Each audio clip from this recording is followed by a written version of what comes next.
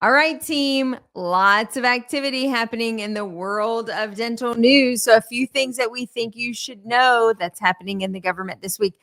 First and foremost, huge buzz happening around RFK and the fluoride debate, and also a lot of other pieces of suggestions that have come forward in the oral health world. We'll talk about that at the end of the news segment for today. But first, let's talk about the few things that have been brewing back up again.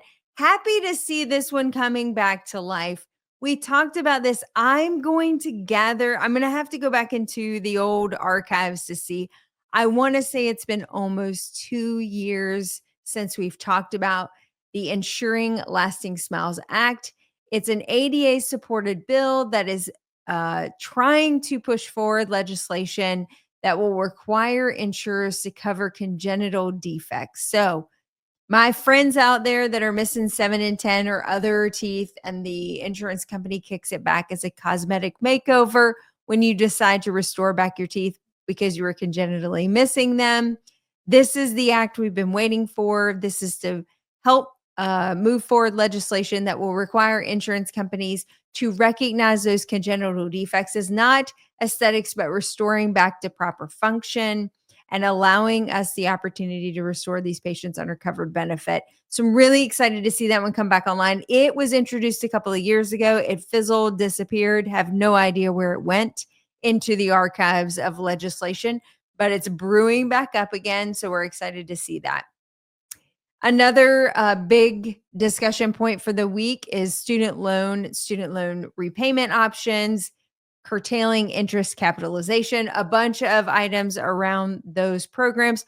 Also, public service loan forgiveness programs as well. A lot of interest is being drawn because of the Department of Education is now looking at all of these different programs.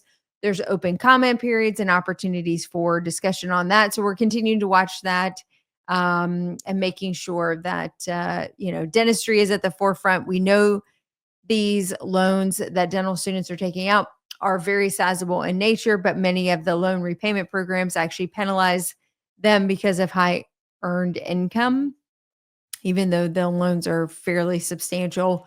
So we're continuing to watch that to make sure that we can offer public service loan repayment programs and other things to help dentists choose alternative paths for loan management. So interestingly, there's been a lot of open debate over the last couple of days about fluoride. We know this has been a pretty active discussion. Lots of talking points have been bubbling up, but there was a hearing as of today. It was the HHS fiscal year 2026 hearing, the budget hearing. There was a lot of discussion actually about ingestible fluoride. So, a lot of the current debate within Facebooks and different platforms amongst dentists and their communities has been focused a lot on municipal water supplies and fluoridation of those water supplies. But today we saw ingestible fluorides coming online as well. There's a lot of rumble about suggestion that these will also be eliminated, that they will no longer be accessible through pharmaceutical means. I think we can certainly debate what the efficacy of those are, and with the onset of municipal water sources being fluoridated, I think a lot of clinicians have gotten away from ingestible fluorides, but there is a lot of discussion around that. And at the end of that particular hearing, it was raised by Senator Ashley Moody about illegal Chinese vapes coming in and its impact on oral health as well. So Senator Kennedy also acknowledged that he would be taking a peek at that particular product line. So a lot of interesting activity. I think we're kind of at the forefront of all of this new world. Food dyes were introduced by RFK recently and eliminated, or at least some legislation is starting to move forward to eliminate them from the American food supply. And now fluoride, oddly enough, who knew we were going to be so famous, but fluoride is coming online as a very hot topic.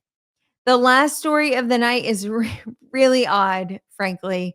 It was posted actually by Howard Ferran, who owns and operates Dental Town, but he cited that a story out of Nashville where Nashville dentists are reporting a decrease in production and an increase in no show and cancellations for their appointments due to ICE and deportation of illegal immigrants out of this area or fear of being seen or heard. And so they're starting to feel the effects of deportation. So this must be geographically very specific in certain areas, and maybe Chad or some of our folks watching tonight that are on border communities or other areas that have heavy immigrant populations, are they also seeing a similar trend? I'm going to be honest, again, this was not on my bingo card. I did not think that we would have a story that correlated productivity of dental offices with ICE and illegal immigration. But once again, I'm continued to be proven wrong. And with that, that's the news.